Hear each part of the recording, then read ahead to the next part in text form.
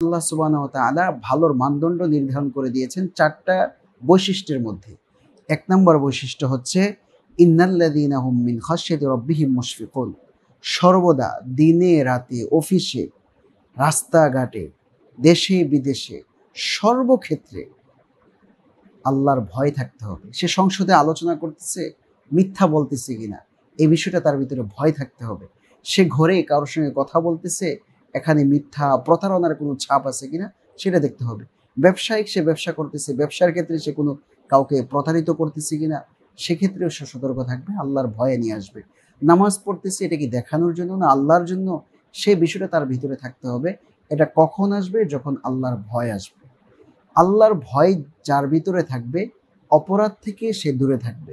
সুতরাং প্রথম বৈশিষ্ট্য হচ্ছে ভালো ব্যক্তি হওয়ার, ভালো মানুষ হওয়ার প্রথম বৈশিষ্ট্য হচ্ছে আল্লাহর ভয় থাকা।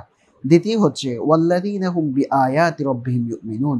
আল্লাহ তাআলার যত আয়াত আছে, কোরআনের আয়াত হোক, আল্লাহর যত নিদর্শন আছে, আসমান কিভাবে সৃষ্টি করেছেন, জমিন কিভাবে সৃষ্টি করেছেন, আমি কিভাবে সৃষ্টি হয়েছি, আমরা কিভাবে সৃষ্টি হয়েছি, আমরা দুর্বল ছিলাম, আমরা শক্তিশালী হয়েছি, আমরা হাঁটতে পারতাম না, আমরা হাঁটা শিখেছি, আমরা কথা বলতে পারতাম না, আমরা কথা বলা শিখেছি, আমরা কামাই রোজগার করতে পারতাম না, আমরা কামাই রোজগার শিখেছি।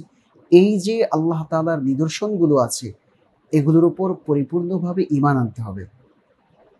এমন না যে অমুক দাদাবাবু আমাকে দিয়ে দিয়েছে, অমুক মামা আমাকে দিয়ে দিয়েছে, অমুকের আশ্রয়ে আমি এত বড় হয়েছি।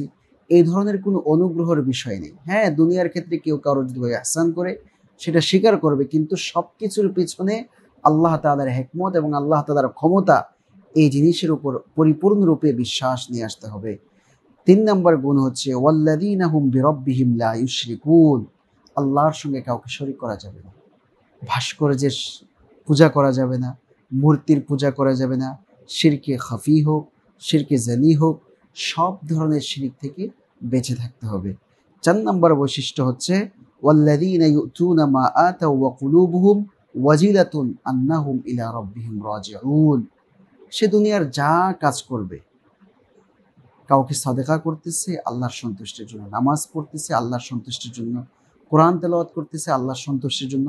দুনিয়ার যত ভালো কাজ আছে সব কিছু আল্লাহর সন্তুষ্টির জন্য করতে হবে।